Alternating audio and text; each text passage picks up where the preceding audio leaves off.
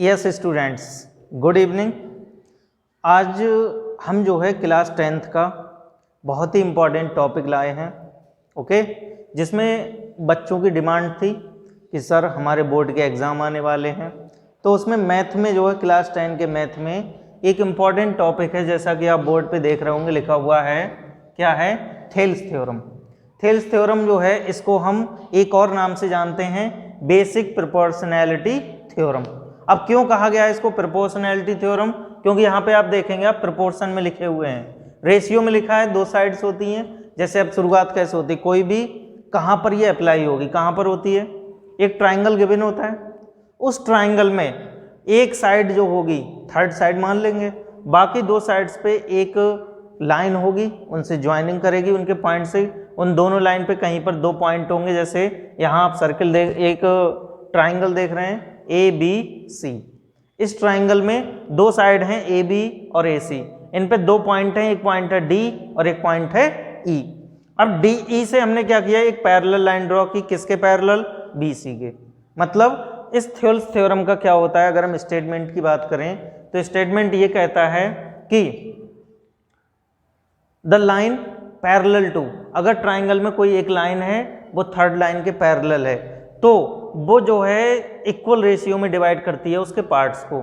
जैसे आप यहाँ पे देखो, इस ट्राइंगल में डी ई साइड है, बी सी की क्या है? पैरेलल है, तो यहाँ पर आप देख रहे हैं दो पार्ट बन रहे हैं, एक ए डी और एक बी डी। ऐसे इधर बन रहा है ए ई और ये ई सी। प्रोपोर्शन में मतलब इसका और इसका रेशियो इक्वल होगा इसके और इसके रेशियो, ये कहती है थेल्स थ्योरम।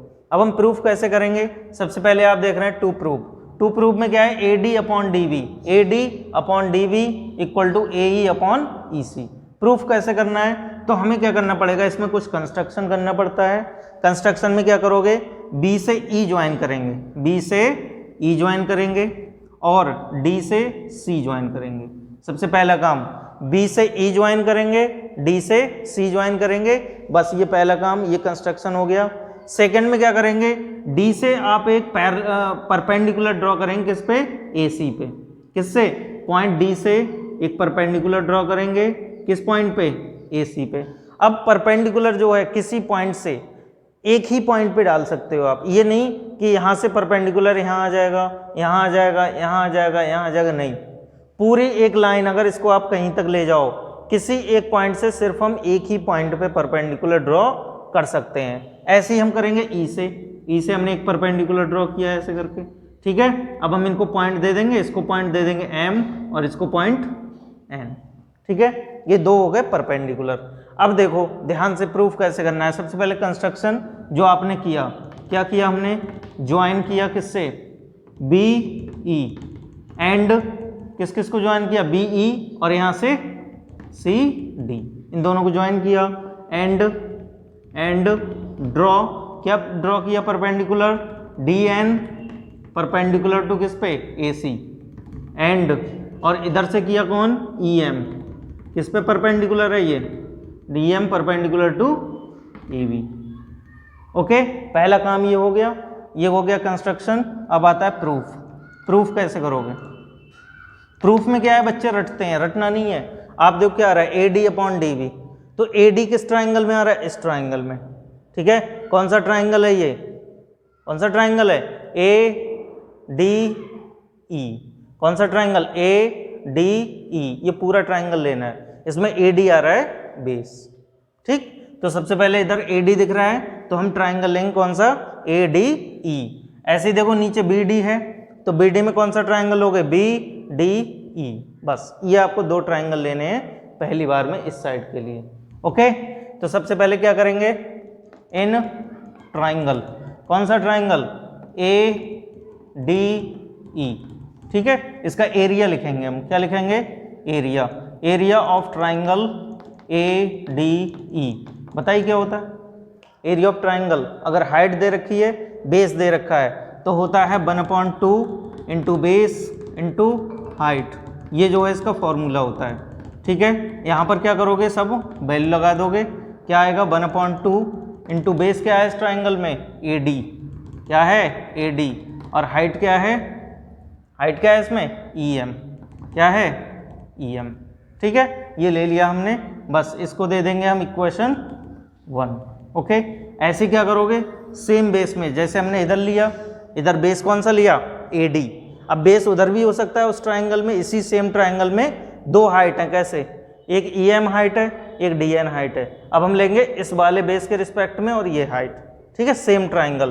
तो क्या लिखोगे, एरिया ऑफ ट्राइंगल कौन सा, ADE इक्वल टू, फिर से वही फॉर्मूला लगाओगे सेम, क्या होता है 1/2 इंटू बेस इंटू हाइट। क्या आएगा 1/2, बेस क्या है इसमें AE और हाइट क्या है, हाइट क्या है इसमें DN। इसको क्या दे दोगे, इक्वेशन नंबर 2 दे दोगे इसको। ठीक, सेम ध्यान से समझते रहना, ADE इधर लिया, ADE इधर लिया, बस चेंज क्या किया है हमने, बेस और हाइट, बस। क्यों, क्योंकि इधर हमें AE लाना है तो AE उसी ट्राइंगल में आएगा उधर वाले में। ठीक, अब क्या लेना है, अब आपको नीचे वाला सेम ट्राइंगल कौन सा, BDE। ओके, इसका भी एरिया निकालना है, तो हम निकालेंगे एरिया ऑफ ट्राइंगल BDE। इसमें भी लगाओ same formula, 1/2 into base into height, ठीक है। 1/2 इंटू बेस क्या है इसमें, BD, क्या दिख रहा है, BD, तो यहाँ पे बेस लगा देंगे BD, और हाइट क्या होगी, हाइट सेम रहेगी कौन सी, EM। अब तुम्हारे मन में एक क्वेश्चन आ रहा होगा कि EM तो हाइट इस बेस पे थी, इसमें कैसे आ गई, तो हमने अभी बताया था किसी एक पॉइंट से आप ये लाइन कहीं भी ले जाओ इनफाइनाइट लेंथ तक, सभी में क्या आएगी, एक ही हाइट आएगी, एक सेम हाइट, EM यहाँ पर भी हाइट मानी जाएगी। इस लाइन को आप आगे तक ले जाएं कहीं पर, वहाँ पर अगर हाइट लोगे तब भी क्या आएगी, EM हाइट होगी। तो सेम हाइट रहती है, ध्यान रखना। बच्चे इसी में कंफ्यूज होते हैं, बोले इस बेस पर है ये हाइट, तो नहीं, इस बेस पर भी यही हाइट होगी सेम। अगर इस लाइन को आगे जहाँ तक ले जाओगे सब पे यही हाइट मानी जाती है हर जगह। ओके, तो यहाँ पे लगाओगे BD into EM, BD into EM, ये हो जाएगी इक्वेशन नंबर 3। ठीक, सेम। अब देखो इस ट्राइंगल का सेम कौन है, ये देखो इधर CDE, ये भी लेना है। तो हम क्या करेंगे, यहाँ पे नेक्स्ट लगाएंगे एरिया ऑफ ट्राइंगल कौन सा, CDE। इधर भी लगेगा 1/2 इंटू बेस क्या है इधर, CE, और हाइट क्या है DN। इक्वेशन नंबर ये क्या हो जाएगी 4। ठीक है, अब देखो क्या करना है आपको, इधर देखते चलना है, AD/D भी आ रहा है, तो AD देखो इसमें दिख रहा है और D भी इसमें दिख रहा है, इसमें EM है, इसमें भी EM है, इसमें 1/2, इसमें 1/2। अगर हमें ये लाना है तो हम क्या करें, ऐसा जो हमारा ये आ जाए, तो हमें लाने के लिए क्या करेंगे, इस इक्वेशन से इसको क्या करोगे, डिवाइड। आप डिवाइड करो, EM से EM कट जाएगा, 1/2 से 1/2, क्या आ जाएगा AD/BD, जो कि हमें यहाँ पे लाना है। ओके, तो हम क्या करेंगे, यहाँ से डिवाइड इक्वेशन 1 फ्रॉम 2 से क्या करोगे, इसको डिवाइड कर दो, तो आपको मिलेगा यहाँ से एरिया ऑफ ADE अपॉन, यहाँ क्या मिलेगा, एरिया ऑफ BDE। वैल्यू लगा दो, इसकी वैल्यू है 1/2 और into AD into EM upon, ऐसे यहाँ पे करोगे 1/2 इंटू BD इंटू EM। ठीक है, सब वैल्यू लगा दी। अब यहाँ से EM खत्म हो जाएगा, 1/2 क्या बच जाएगा, AD अपॉन BD। ये क्या आ गया, इसके बराबर, ये क्या है, area of ADE upon area BDE। ठीक, ये आ गया, इसको इक्वेशन मान लो कौन सी, 5। कौन सी मानेंगे, 5। ऐसा ही सेम काम इधर करना है आपको, इधर इक्वेशन 2 है और ये 4 है, इसमें भी डिवाइड करना है आपको सेम। ठीक है, इसमें भी डिवाइड करना है, तो कैसे करोगे, सबसे पहले डिवाइड करो, डिवाइड इक्वेशन 2 बाई किससे, 4 से, डिवाइड कर दो सेम, तो क्या आएगा, area of triangle ADE upon area of triangle CDE equal to क्या आएगा, 1/2 इंटू बेस क्या है यहाँ पे AE, और हाइट क्या है DN अपॉन, इसमें है 1/2 इंटू क्या है CE और इंटू में DN, DN से DN खत्म, 1/2 से 1/2 खत्म, क्या आ गया AE अपॉन CE और इधर क्या आ गया area ADE upon area CDE। इसको मान लेंगे इक्वेशन नंबर 5 हो गई थी हमारी 6। अब देखो आप ध्यान से, अब समझने वाली बात है यहाँ पे, इक्वेशन 5 में AD अपॉन BD, इक्वेशन 6 में AE अपॉन EC, लेकिन ये इक्वल थोड़ी हैं। अब आपको लाना है ये इक्वल, मतलब ये साइड और ये साइड LHS दोनों के इक्वल लाने हैं। इक्वल लाने के लिए आप देखिए क्लास 9th में आपने थ्योरम पढ़ी होगी, जब दो ट्राइंगल उनके बेस सेम हो और बिटवीन पैरेलल साइड हो तो उनके एरिया कैसे होते हैं, इक्वल होते हैं। तो हम उस थ्योरम का यूज करेंगे। आप देखो ध्यान से फिगर को, एक ट्राइंगल है इसमें BDE और एक ट्राइंगल है CDE, दोनों सेम बेस में है, किसमें DE, D क्या है सेम बेस, और हमने कहा था DE पैरेलल है किसके BC के, तो बिटवीन सेम पैरेलल हो गए, तो इन दोनों ट्राइंगल्स के क्या हो जाएंगे एरिया इक्वल। और जब दोनों ट्राइंगल्स के एरिया इक्वल हैं तो आप देखो यहाँ पर क्या दिख रहा है BDE, यहाँ पे क्या दिख रहा है CDE, ऊपर तो दोनों में सेम है तो इसकी जगह पे हम CDE लिख सकते हैं नहीं, तो हम लिख देंगे दोनों को LHS कैसे हो जाएंगे इक्वल, और जब LHS इक्वल होते हैं किसी इक्वेशन के तो RHS भी इक्वल हो जाएंगे। ओके, तो हम लिखेंगे यहाँ से from figure B observe that, हमने क्या ऑब्जर्व किया कि ऑब्जर्व किया हमने ट्राइंगल, कौन सा ट्राइंगल है ये वाला देखो BDE and triangle CDE are on the same base, same base क्या है, जैसा कि यहाँ पे दिख रहा होगा BDE CDE दोनों में सेम बेस DE दिख रहा है, सेम बेस हो जाएगा DE and between same parallel lines. ठीक है, सेम पैरेलल लाइन कौन सी है इसमें, DE पैरेलल टू BC। ठीक है, सो अब देखो सो आपका क्या देखोगे, दोनों ट्राइंगल्स के एरिया इक्वल हो जाएंगे। ठीक है, तो हम यहाँ पे लिख देते हैं, यहाँ पे लिखेंगे सो एरिया ऑफ ट्राइंगल कौन सा CDE इक्वल टू हो जाएगा एरिया ऑफ ट्राइंगल कौन सा CDE इक्वल टू VDE।